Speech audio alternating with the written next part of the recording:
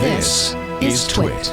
As I was scanning recent news for interesting updates and discussion, the phrase 1.2 billion euro GDPR fine was difficult to ignore. It appears that Ireland's Data Protection Commission wanted to get everyone's attention, so they levied a 1.2 billion euro fine against Facebook's parent, Meta, for their failure to comply with the EU's GDPR laws. The Irish officials claim that Meta illegally transferred the personal information of EU users to the U.S. without their approval. What's apparently meant by this is the issue where Facebook data resides, as in, in a data center. Sometimes there, sometimes here. So this IDPC, the Ireland Data Protection Commission, has ordered the company to cease all data transfers and delete existing user data within 6 months. And in case anyone was wondering, yes, 1.2 billion is indeed the largest fine so far imposed. I guess I would say requested. I don't know. And they're going to appeal it, obviously. It's going to be a while, under the EU's GDPR.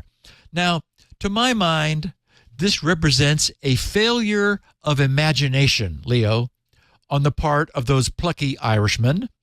If they wanted to really get everyone's attention over a fine that was never going to be paid anyway, they should have gone directly to 1.2 gazillion euros. Well, they can go as high as, I think, 10% of revenue.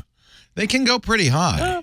That's true. Yeah. I mean, not a gazillion. But, I think no one makes that much money. But well, why settle for a mere billion when you could ask for a gazillion? Well, here's my question. And we talked a little bit about this on Sunday.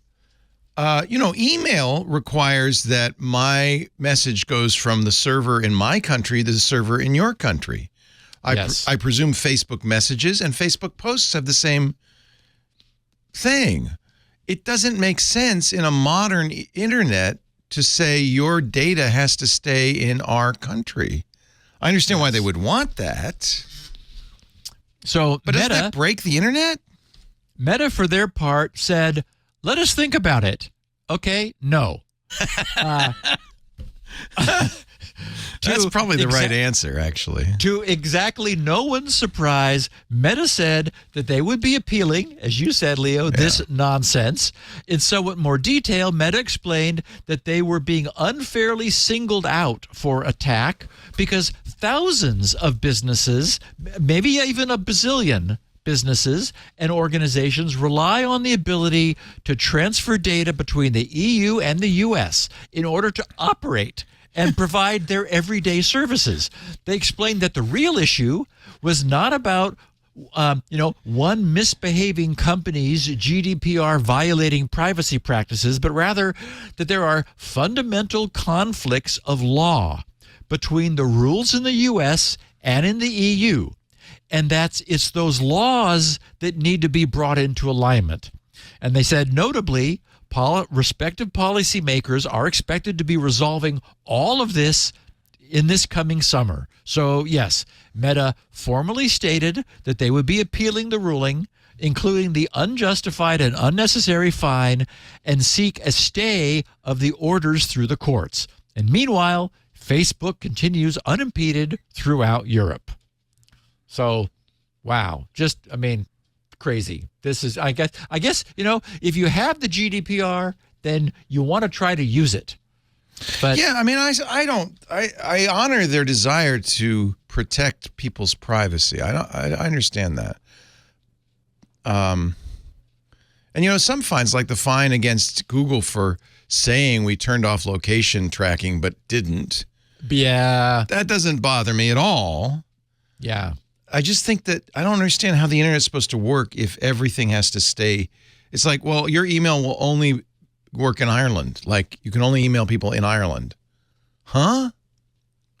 You can only message people in Ireland. I don't understand what they're thinking. Well, that's why it's called iMessage. It's Ireland Message. Ireland Message. That's right. Apple knew this all along. That's right. Hey there, Scott Wilkinson here. In case you hadn't heard, Home Theater Geeks is back. Each week, I bring you the latest audio-video news, tips and tricks to get the most out of your AV system, product reviews, and more. You can enjoy Home Theater Geeks only if you're a member of Club TWiT, which costs $7 a month, or you can subscribe to Home Theater Geeks by itself for only $2.99 a month. I hope you'll join me for a weekly dose of home theater geekitude.